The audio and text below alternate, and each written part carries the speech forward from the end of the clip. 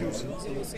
Nous sommes depuis de nombreux mois, autant l'un que l'autre, très impliqués dans ce dossier. D'abord parce que, de par nos fonctions de maire des deux villes, nous sommes partie prenante dans le conseil de surveillance, parce que nos concitoyens, et au-delà de nos deux villes, toute la communauté de communes qui est impliquée aussi dans la défense de l'hôpital, et tout le secteur ouest du département est concerné par d'éventuelles évolutions, je dirais, péjoratives de l'avenir de cet établissement.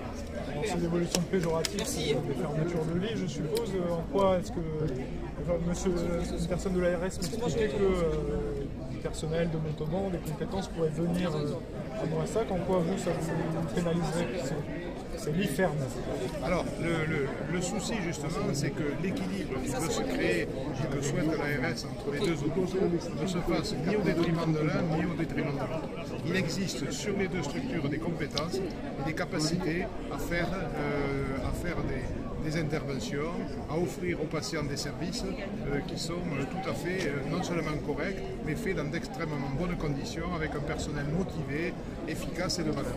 Donc la question ne se pose pas forcément de dire on va fermer des lits pour résoudre les problèmes. Nous on est persuadés que ce n'est pas la bonne solution.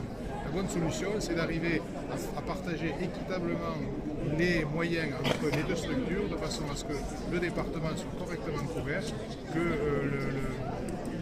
la capacité à répondre aux besoins de nos populations, comme ça a été expliqué tout à l'heure dans les différents discours, notamment les personnes âgées, reste intacte et que même à partir des choses qui fonctionnent bien, et elles fonctionnent bien, on peut en être témoin.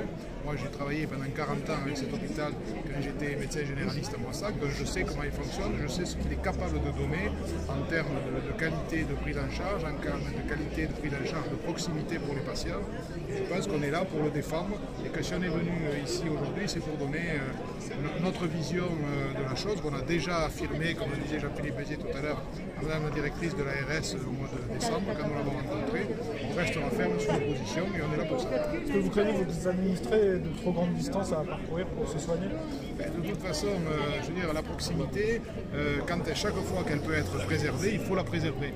On sait très bien que la spécialisation de la médecine, de la chirurgie fait qu'on ne peut plus avoir sur place tout ce qu'on pouvait avoir avant en termes d'éventail de possibilités, mais on sait qu'il y a des choses qu'on peut continuer à faire sur place. On peut amener sur place des consultations spécialisées comme ça se fait déjà en partage avec les deux hôpitaux. Ça, ce sont des choses qu'il faut maintenir et effectivement, si on peut éviter à des populations quelquefois vieillissantes des déplacements inconsidérés, ça fait partie des éléments qu'il faut défendre.